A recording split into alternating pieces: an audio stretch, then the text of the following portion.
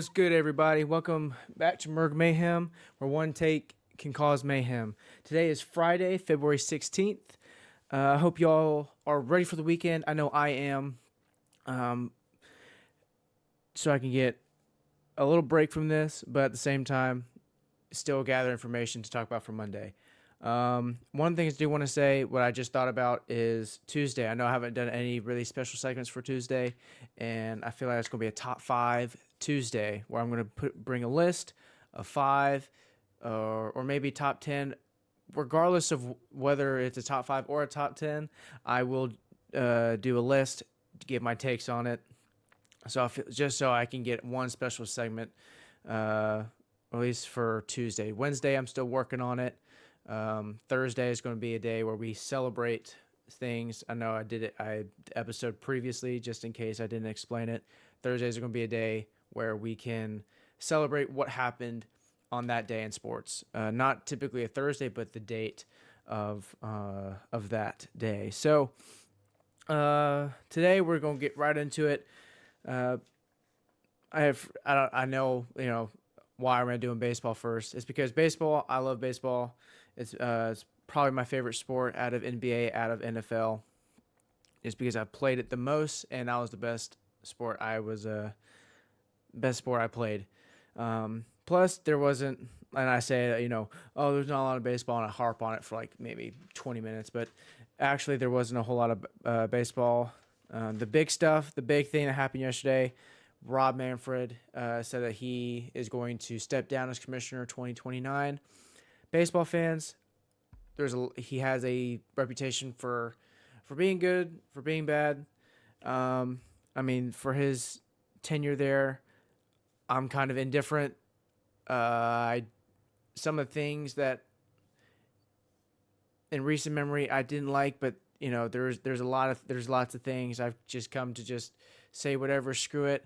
I just remember there were a recent draft, I believe it was the 2021 draft. I kid you not, got booed in the first round. Every single pick, people were booing him. Well, Commissioner Rob Manfred.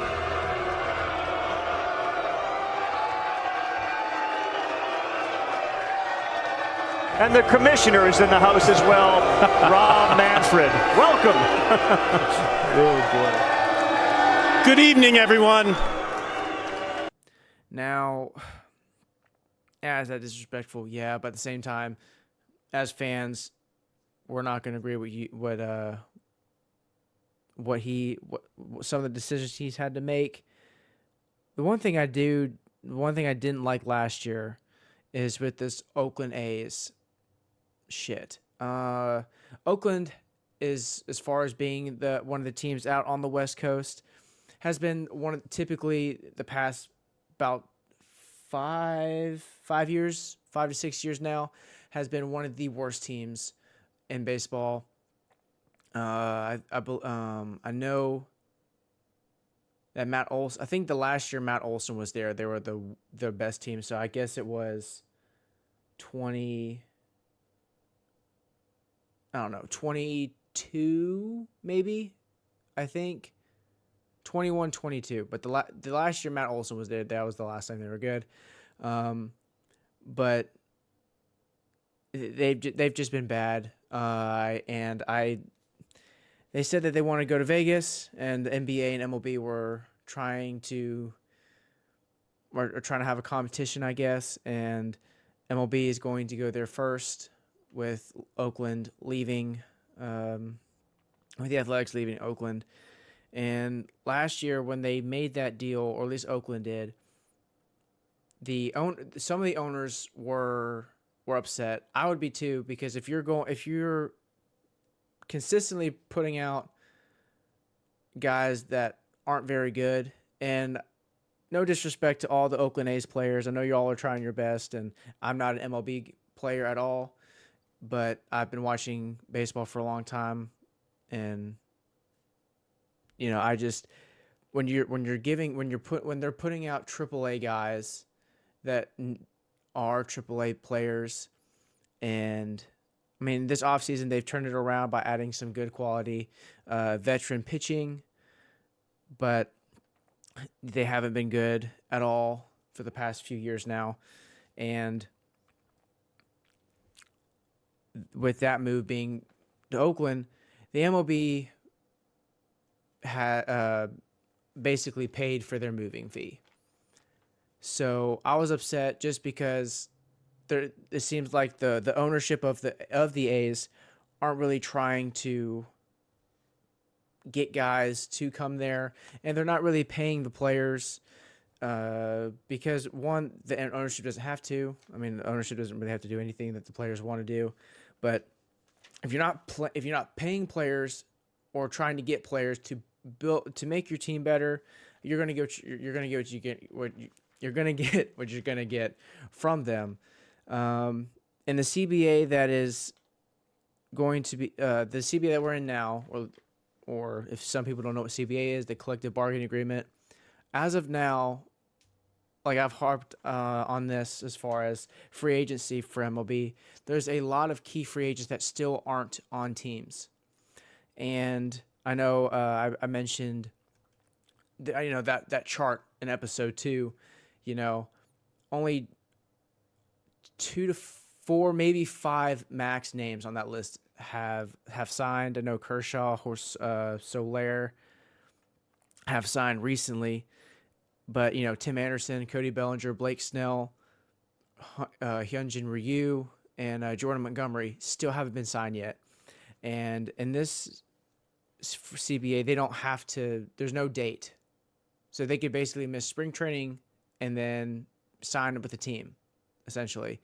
I know that when there's a new CBA, which I believe is like 2028 in the next 4 years, there will be a date set for free agents to sign, so they can go and report to spring training. Last year, one of the things that was new as far as All-Star Game were the jerseys. I personally did not like them at all. I know that the hats that they wore represented the teams, but ever since I was growing up, they wore the All-Stars wore their team's jersey.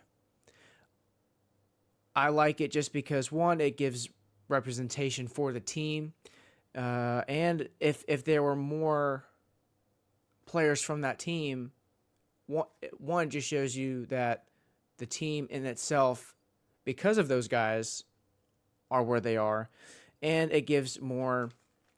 It gives it a better look, in my opinion, because the All-Star Game jerseys last year had National and American League on them. It seemed really basic. Like the jerseys, like it was just blue and green. I mean, I did not like that at all. But he was like, well, uniformly they're more comfortable and better, and I mean, I see the play on the words there, but I don't really care. And the one thing with baseball, everyone kind of agrees on is the marketability for the game of baseball. Bally Sports is typically the one streaming service that everybody was on. I do know that there was some controversy and a scandal last year. But apparently Amazon reached out to MLB and wanted to have them broadcast some games. And Amazon Prime shows like The Boys, Invincible. Just those are shows I like because I'm a superhero guy. And I think there for all the ladies out there that are listening or whoever likes this show, I think The Summer I Turned Pretty is also on Amazon Prime. I think that was just one because I was on vacation this summer, and that was when I turned on Amazon Prime to watch The Boys. That was one of the shows that popped up, I guess. But that streaming platform is getting bigger with some Marvel projects coming over there. And I guess MLB didn't want to do that, which I don't know why. I mean, you have YouTube TV, which I have watched games on YouTube, and the quality is not the best, but it's not the worst because sometimes it will get a little grainy from time to time. But if you have YouTube and Apple why not go for Amazon Prime? If no one has Apple, most people might have Amazon Prime if they're a Prime member with, as far as getting the app for buying stuff. But I guess not. I guess Rob Manfred knows what he's doing there. But and then back to the Vegas move. Not only did MLB pay for the moving fee, but the shops or the businesses around where they're building that stadium also pitched in as well. So not only are they getting public funding, but MLB also helped them as well, and all the owners were upset. I would be too, because it just seems like they're getting out of an easy position. And the last time Manfred was elected to be the commissioner, I got this from source David Sampson. He has a podcast, Nothing Personal. So this comes from him. So like and subscribe to him. Apparently, the last time he was on his reelection, he barely got by. He apparently the first time that voting was going through, you have to get 23, because there are 30 teams in baseball, and you have to get 23. He got 23, but it was barely. 23-7 was the first vote. And then, because there was an article about him being unanimously voted, per David Sampson, that was not the case. They voted a second time so we could get that. But yeah, he barely got in. And with that Vegas move, coming up, Manfred, apparently the winter meetings per David Sampson were yesterday. And, if I was an Oakland A's fan, I'd be upset just because, Oakland has been there for about 50 to 60 years now. And, you had Reggie Jackson play there, Ricky Henderson, Dennis Eckersley. I think Raleigh Fingers might have played there a little bit. But, you had the teams with Josh Donaldson, Josh Reddick, Matt Olson, Marcus Simeon. They had good teams in the early 2010s. They were obviously they needed help with pitching, but they had Sean Doolittle in the bullpen. They at one point, I think they had Sonny Gray, who was arguably one of the top 15 pitchers in the league at that time. They had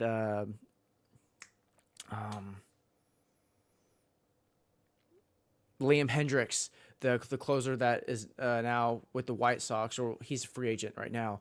But they had so many good pieces on that team, even though they were a wild card team with Houston Astros coming in. 2015, 2016 started coming up, but I mean they had good teams, and it just sucks that the ownership wasn't able to pay those players due to it being a smaller market, because in that Bay Area as well, they had San Francisco, and in that state of California, you had two LA teams, the Anaheim Angels and the Dodgers, obviously. But it was going to be hard for people to be drawn over there. But at the same time, if the ownership isn't actively pursuing trying to get people that are all-stars and superstars, then what are you going to do? But he said this. He said basically to Oakland A's fans, it's not like there isn't a team in the Bay Area. He was referencing the Giants. And there's another. It went on a little bit longer, but I wanted to take that quote because that's a disrespectful thing to say. Now, I mean, yeah, they do have another Bay Area team, but in my opinion, that's just disrespectful to the fans of Oakland and, in my opinion, to the game of baseball, because Oakland, say what you want, Oakland can be a good area and could be a bad area, regardless of your opinion on it. I've never been to Oakland, but, I'm not really sure. Plus, the Golden State Warriors were in Oakland, and now they're in San Francisco. So I guess, they took a page out of Golden State's book to move. But, I'm not sure how the move to Vegas is going to be. I hope it's good for money, just so they can start adding pieces and getting players to come over. But yeah, hopefully the move is successful and Oakland will be competitive again. That's all I'll say on that. And the only other signing that happened was Eduardo Escobar going to the Blue Jays, a veteran guy, been in the league for a long time, all-star with the Diamondbacks a few years ago. He was on the Mets last year, didn't really contribute very well.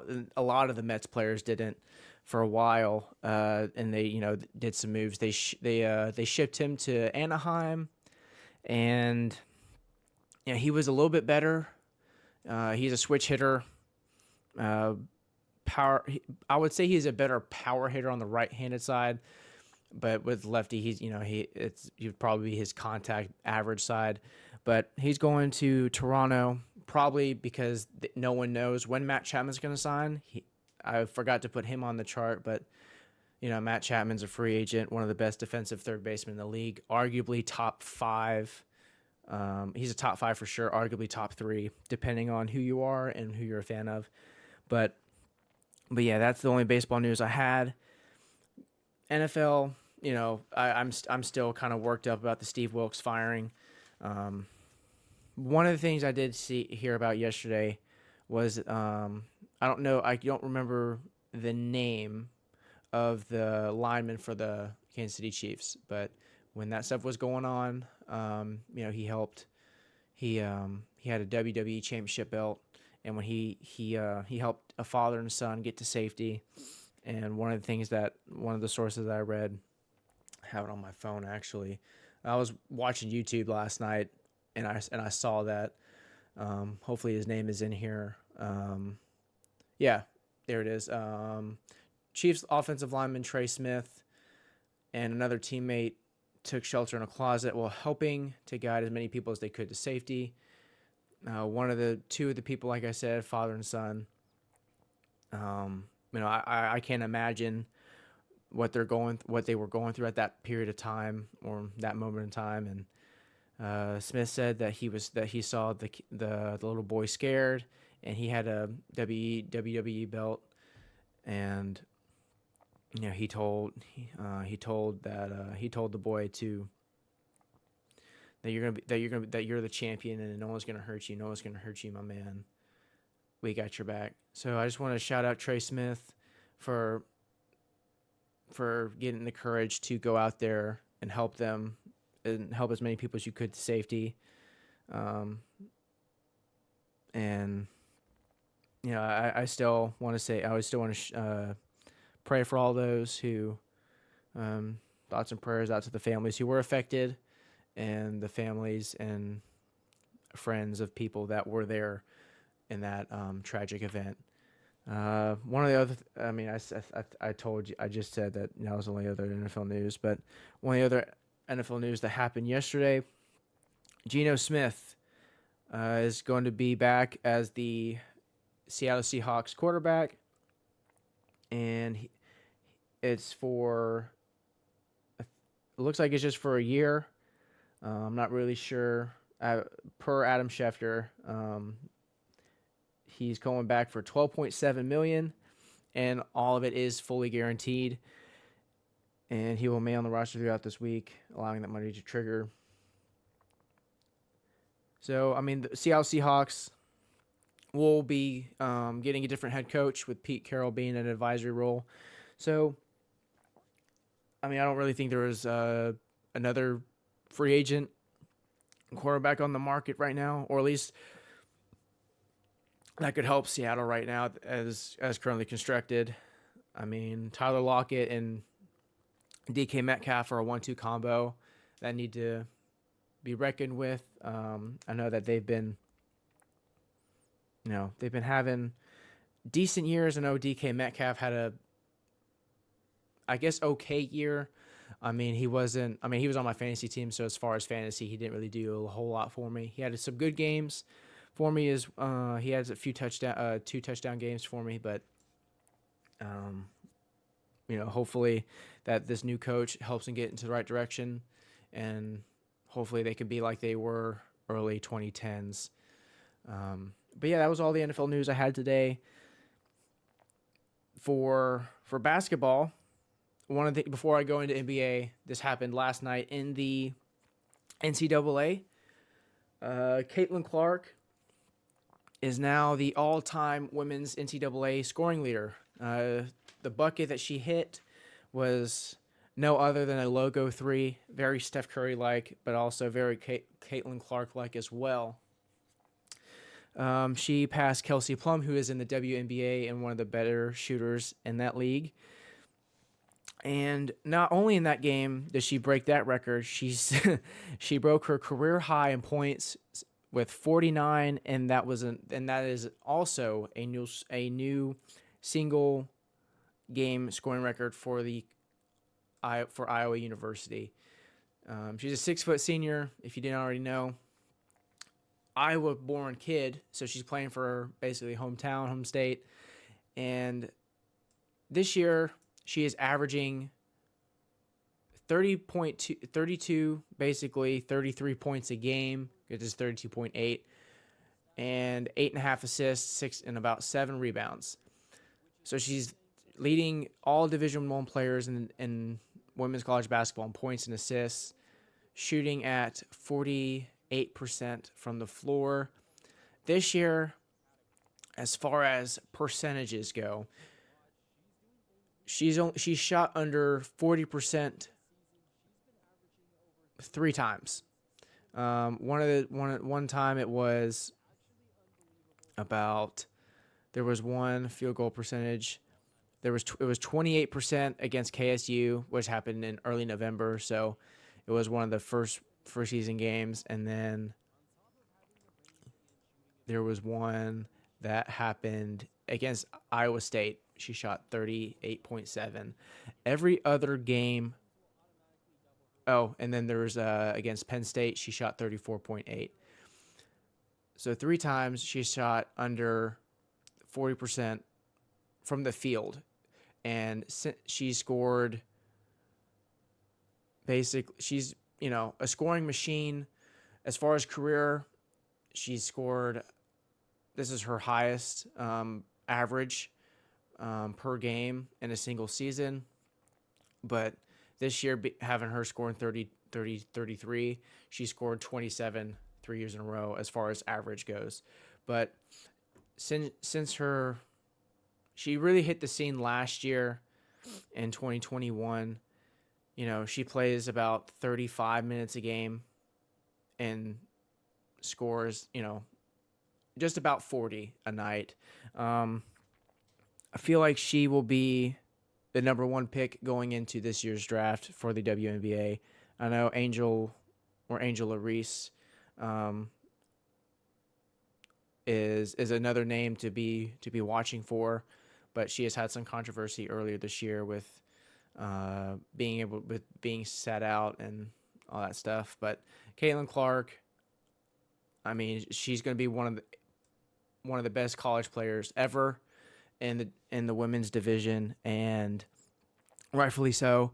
As far as just watching her, the game comes easy to her, and she will go into the WNBA like a Breanna Stewart, who in college just dominated, even though she did play for UConn and had other 15 D1 players around her. But I mean, Breanna Stewart, she was the focal point of their offense, just like Caitlin Clark is for Iowa. And I cannot wait to see her in the WNBA jersey. I'm not sure who has the number 1 pick just yet. I feel like they still have to figure that out. But she's going to be in the names of Candace Parker, Tamika Catchings, and Swoops. So, but yeah, I'm excited for her, and hopefully they are able to win the championship this year. If not, she could potentially come back for a 5th-year senior. College players are eligible to do that, but the way she's playing, and the potential that she has, I highly doubt she's going to go back. But yeah, I mean, she could get an NIL deal, but I highly doubt it. She should go pro. That is the only other thing before we get into the NBA.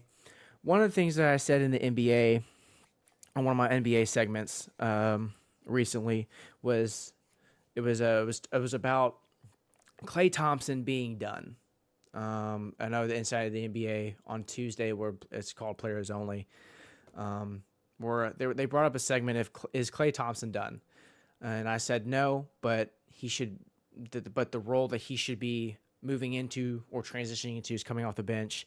Last night he came off the bench the first time since his rookie year, so that's saying something about how good he has been in the league before his injury. They played the Jazz last night, 140-137. It was a victory, but at the same time, it is against the Jazz, but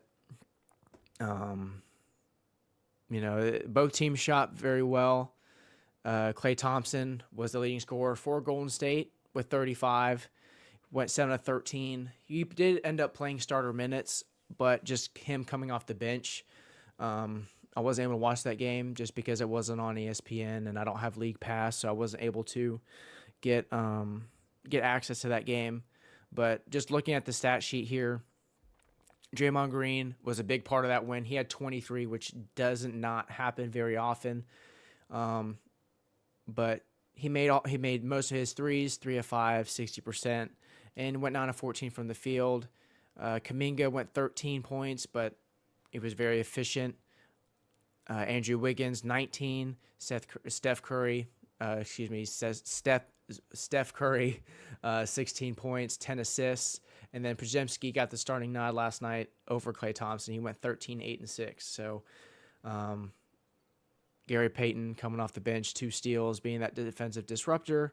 And Keonis, who I think is going to be a key player in Golden State's future. He played at Memphis, and I saw a few games from him during his time there. And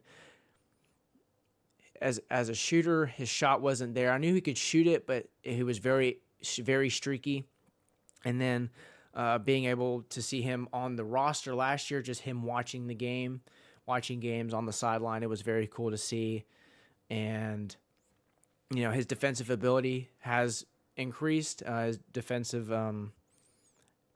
skills has increased because he was a good defender in college, but to go into that NBA, and his shot reminds how he shoots, not necessarily his technique and form, but the release and how quick it is reminds me of what Jordan Poole was like when he was over there last year. And as far as stud 3-point shooter, he has the potential to be that for Golden State, and I cannot wait to see his how he turns out. Markkanen, 20, didn't shoot the ball well at all last night. John Collins, 18 and 13, double-double. Got a steal and a block too. Colin Sexton, 35, and Keontae George, who is also participating in the Rising Stars Challenge this year, being a rookie, went 9 of 16 from 3 and scored 33 points as well, with 3 steals and 6 assists. And everybody else, Jordan Clarkson, 13 points. He has the potential to be 6th man of the year again, averaging 17 off the bench, but we will see when the time comes. Minnesota, Portland. I'm just being honest. No one really gives a shit about this game. I know everybody would just watch it for Anthony Edwards and Karl-Anthony Towns, but they blew them out by 27. That's all I gotta say about that, because no one really gives a fuck. And then this is the last game that was on TNT for until next week, when they come back from Allstar Break with the Bucks and Memphis. At first, I was like, well, no one's probably going to watch this game because Milwaukee should come into this game and beat them by 30 at least. Yeah, that did not happen. Testament to the Memphis Grizzlies. Memphis has dealt with injuries all season with Ja, Desmond Bane, Steven Adams, Marcus Smart, Derrick Rose. And then with the recent trade with David Roddy and going to Phoenix, they've had to deal with lots of rotation issues and injuries like that. Last night, as far as injuries, Jake LaRavia, ankle sprain, Derrick Rose, ankle soreness, and Luke Kennard, left knee soreness, or that's what ESPN gives you for the description. Because I did not know if they were going to be playing or not. Giannis, typical Giannis last night, 35 and 12 assists. I was thinking more rebounds, but 12 assists is pretty good at least for him. His playmaking numbers are going up. Brook Lopez, 14 and 11 with 4 blocks and 2 steals. Damian Lillard, 24. Middleton looks like he did not play because I know that he's dealing with a left ankle from the Phoenix game. So, but Pat Bev, 14 minutes. I feel like he should be playing at least more than that. I mean, I know he's not. Since his time with Philly this year, he was playing phenomenal, and now he's only been playing 14 minutes. Pat Connaughton went 1 of 3, 2 points, and I think AJ Green.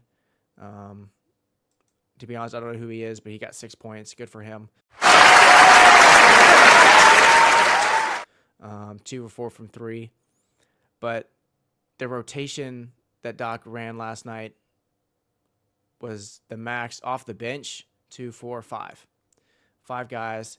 Beauchamp, who under Adrian Griffin was getting minutes, not anymore.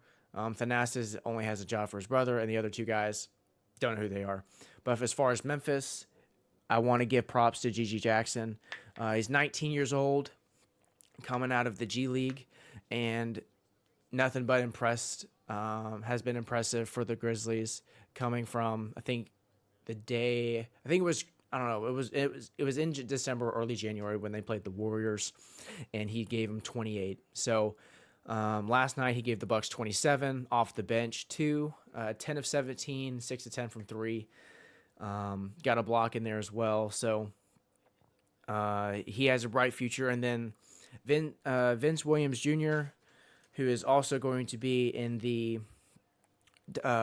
Rising Stars, he put up 18, 7, 11. Also got a double-double in rebounds with 7 assists, 2 steals.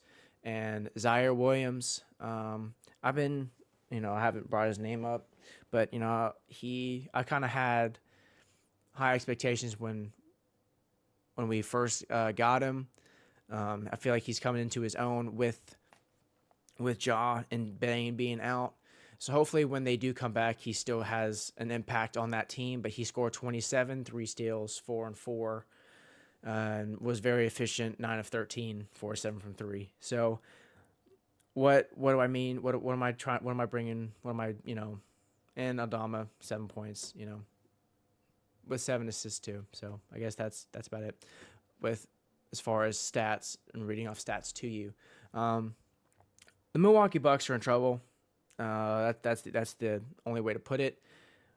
Doc Rivers is 3 and 7, and he's like, oh, we gotta, they're buying in and being more confident. I don't know about that. The defense is still bad. Malik Beasley is one of the better defenders on this team, and so is Pat Bev. Malik Beasley got 2 steals, so that shows you my take on that. And Beverly got a steal as well. But, and you have Jay Crowder, who's a pretty decent defender. So I don't understand why the Memphis Grizzlies are scoring 113 points. I mean, they're one of the worst teams in the league, and they beat you. And you're a 2021 champion, fired Budenholzer because you got swept, because you got beat by Miami when Giannis was injured. So you fire him to bring in this new guy, Adrian Griffin, who gives you the second best record in the East, and then you fire him, and then you bring in Doc Rivers, and he I don't understand, and that's just probably me not being in the fucking room because I'm not in a on the Bucks organization. I'm not in that, and so I don't really understand as some people say or would understand. But I'm looking up the standings right now to see where they are, and I don't know. I'm nervous for the Bucks because depending on where they are going to be, who knows what seed they're going to have when the season's over. Right now they're number 3. And if playoffs ended today, Boston would be 1, Cleveland 2, ahead of them, Knicks 4, Philly 5, Indiana 6. So Philly, I feel like depending on if Joel Embiid comes back, which that's always going to be a factor. If he's gone for the season, they're going to drop in the play-in, if not out of the play-in and out of the playoffs. So if they played, if the playoffs started today, they'd play Indiana. In Indiana, they did get Doug McDermott, but they also lost Buddy Hield. So I mean, they did replace a shooter with a shooter. But yeah, if playoffs started today and Indiana played the Bucks, I feel like the Pacers would beat them. Not only did they acquire Pascal Siakam earlier this season or before the trade deadline, I would pick the Pacers over the Bucks right now with what's going on with Milwaukee. But yeah, so that's happening, and hopefully the Bucks can turn it around after the All-Star break. So this weekend is going to be All-Star weekend. Tomorrow it starts actually tonight. No, excuse me. Wait, no, it does start tomorrow. I know that the celebrity game starts tonight. It is tonight, and wait, no, sorry. I know it's something. It starts tonight. Something happens today. Oh, the Rising Stars Challenge is today. Duh. I knew that. So the celebrity game is also tonight, but no one really gives a fuck about that. At least I don't. I know some people might. I guess not me. But the stuff that happens tomorrow, which everyone's excited for, is is where the skills challenge, the 3-point contest, and the slam dunk contest is. So that, if I can. So, skills challenge. This is what it is. These are the teams in it. Indiana's hosting it this year, which is awesome because I feel like basketball is not this isn't a bas. Indiana's a great basketball town. It's great basketball city. It's from Reggie Miller played there, and Indiana and Larry Bird's from there. So, plus Hoosiers is a great basketball movie. If you haven't seen it, and Indiana University, is with Bob Knight and I think Isaiah Thomas played there. So it's a great basketball city, great for basketball history. So Pacers, I mean, obviously you see the team here, top picks, which I guess is the favorite. I guess that's why they put top picks on there. And team All-Stars, obviously it's self-explanatory. All-Star teams right here. I'm rolling with the Pacers just because the skills challenge, not only do you have to maneuver through the cones, and then there's a passing game where I'm looking at the rules to show you what it is. So this is a skills challenge. You go boom, boom, boom, boom, boom. All three people have to go and do the course. In this one, everybody has to move around, so you can't stay in one spot the whole time. So I can't remember who goes where, but you have to move on each one. And then if you, it is a point system, so these first two challenges are worth 100 points. And then this is where you have to shoot. So Mathurin is averaging double digits. So is Turner, and Halliburton is averaging 20 and 10 for assists. So I'm excited for them. I know top picks might win this one. I'm picking them to win this one just because of Wemby, Paolo Banchero, and Anthony Edwards, of how good offensive players they are. Trey Young, Team All-Stars has a chance because of Trey Young, but like in the second one, everyone has to shoot. So I would say the Pacers are going to win this one as well. So I'm going for Pacers. Here are the rules. They're going to give that as well on the when it happens, but I'll put in the link in the description just in case you are unsure. But I cannot wait to watch this one just because the 3-point contest this year is I don't know. I'm kind of iffy about it just because Jalen Brunson isn't a 3-point shooter. I remember when it was a true contest, there was Clay, there was Steph, there were Trey Young, there was, and Dame and Trey Young are in it, but it was a shooting contest. Doug McDermott was in there, Klay Thompson at one point in time was in there. So it was a shooter-based contest, and these guys are good 3-point shooters, but it's my opinion is this should be just for shooters only, and Brunson, Dame. I mean, I guess Dame is okay, but it's just Brunson, Lillard, and Trey Young are scorers. Mitchell's a scorer.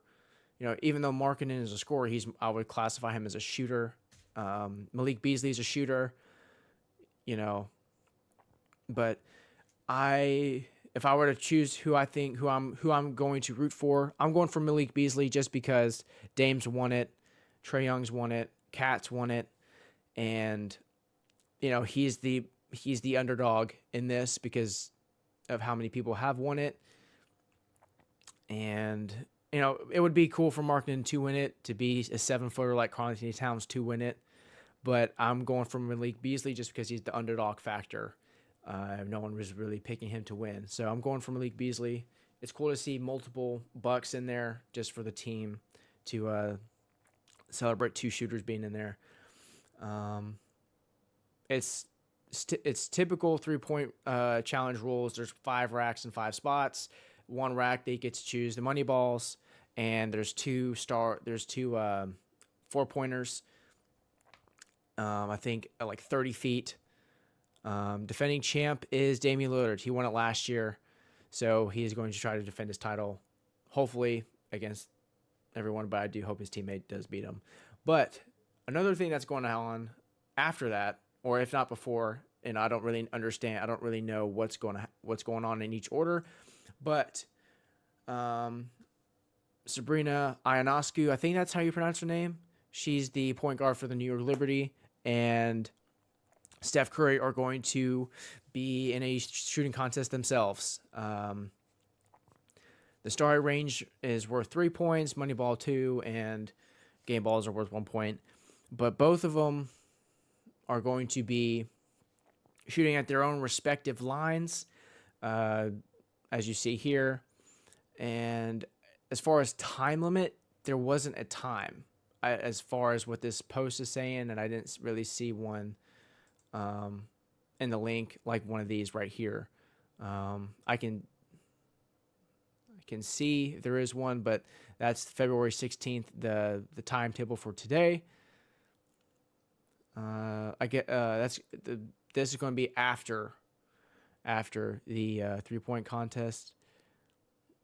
It doesn't really give a time. Just shows the greatness of both shooters. So we will see what goes on. They are going for charity, and hopefully it'll be entertaining.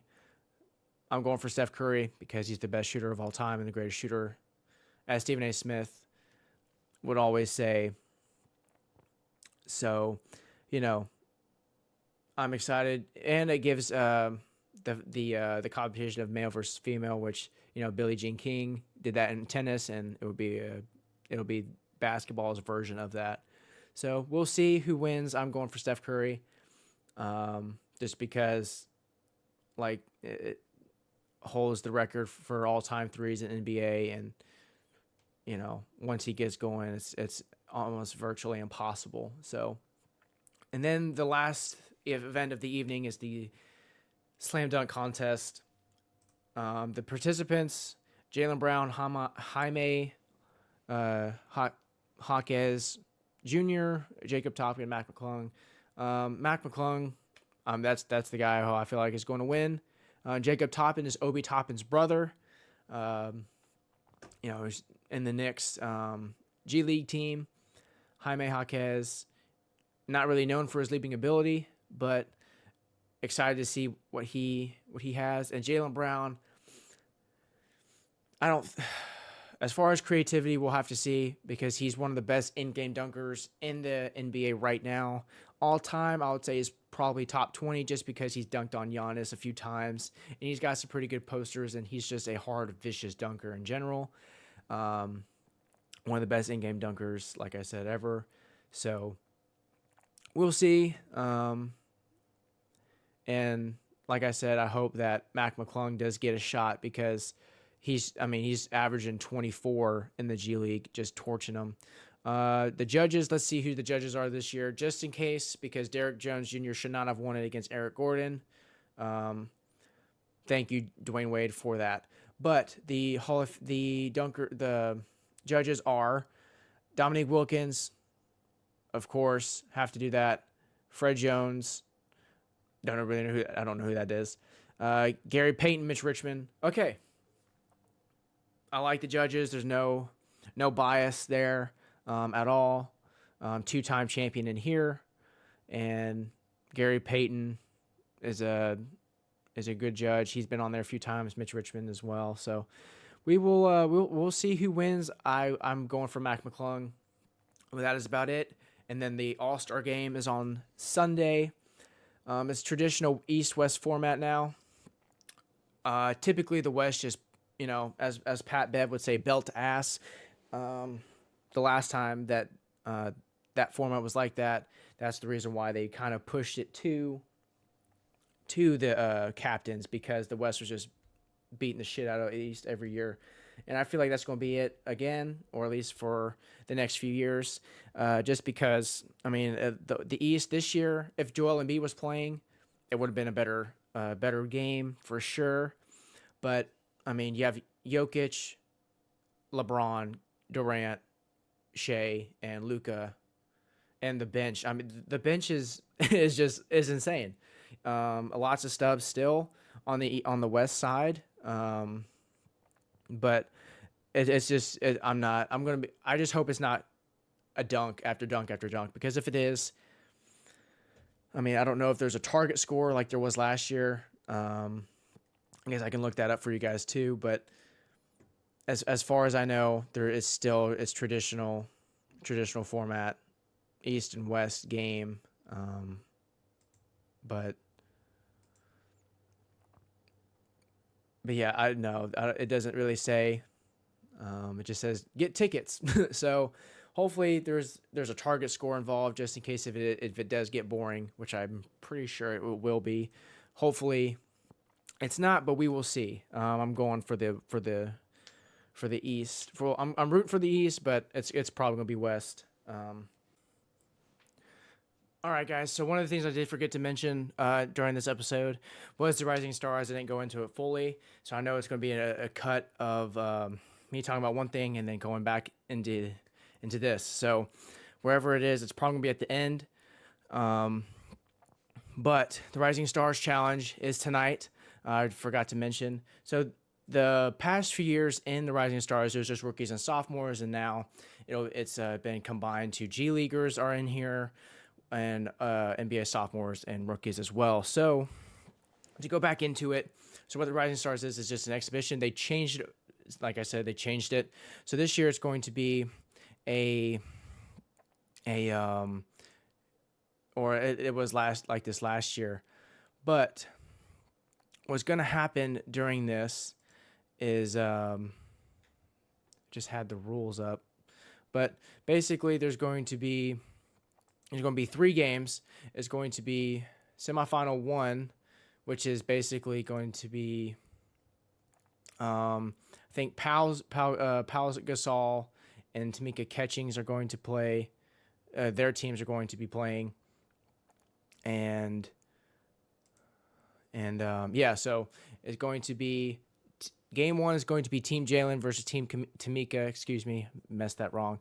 But these are the teams. I'm going to see if I don't know if you can see it, but I'll put a better picture probably above it while I'm talking about it. But these are the rosters. They did a draft. They drafted like the captains, like an all-star team would. So it's going to be Jalen Rose, Tamika Catchings, Pau Gasol, and Detlef Schrempf.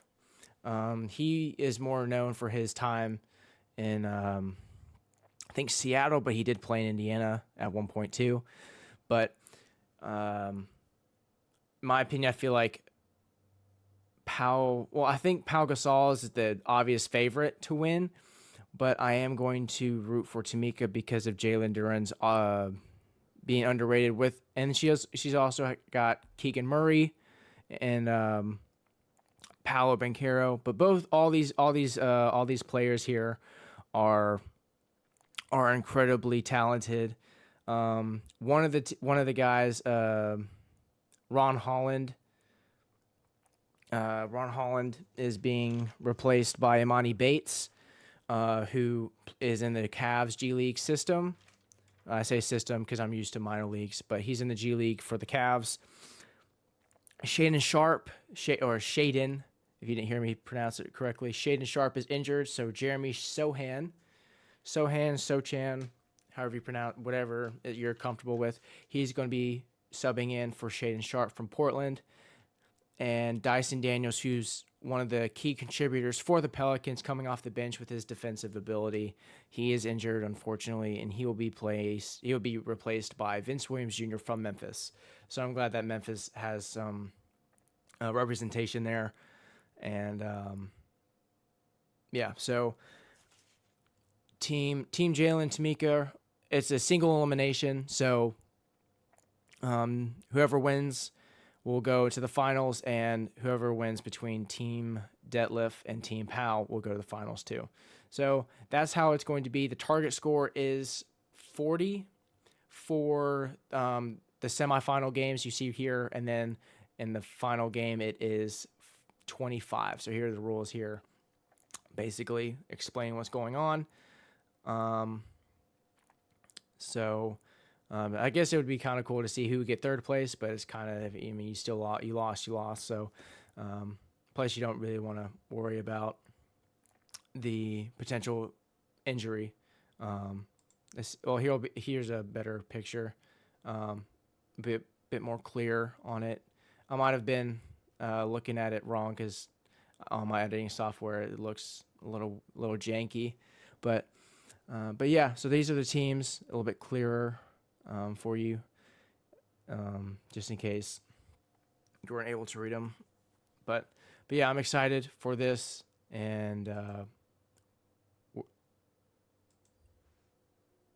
yeah, I'm rooting for Pal, but I feel like I'm always going to be rooting for the G Leaguers just because I want them to get a chance to potentially get signed by someone later in the season and bring them up for the playoffs potentially. So, yeah, we'll get right back to where we are on the video, and I just forgot to mention this earlier. So, let's get right back into the video. And since it is Fiction Friday, lots of things happened in, or at least to me. I heard that Pedro Pascal is Reed Richards. Pedro Pascal has had one of the best years as far as actors in recent memory from getting Last of Us and The Mandalorian. So he's apparently going to be Reed Richards. I don't not like it. but at the same time, Pedro Pascal can bring an arrogant approach like he did with Joel, more even though that was a more serious tone and character. But and I heard it's going to be in the 60s, the Fantastic Four. So it will be very interesting. I'm happy that they're finally being in the MCU. And I heard that. And then the X-Men 97 show is coming back in March. So I'm very excited. I used to watch that growing up as a kid. And it was one of the better cartoon shows out at the time. Obviously, Deadpool was coming out. And as far as DC goes, I'm not really sure. Madam Web recently came out on Valentine's Day. I'm personally going to wait until that shit is on streaming because I really doubt that movie's going to be very good. Not because of any, not because of its, it's the woman being the main role, but to be honest, Madam Web is an older character. She is basically the center. If you don't know who she is, she's the center of the Spider-Verse, essentially. She's like the Watcher in a way of the Spider-Verse, but I'm going to pull you up a picture of what she looks like. But, in the Spider-Man 94 animated series, she's an older character. This is who Madam Web is supposed to look like. Her right here. I'm going to try to amplify it a little bit. This is what she looks like.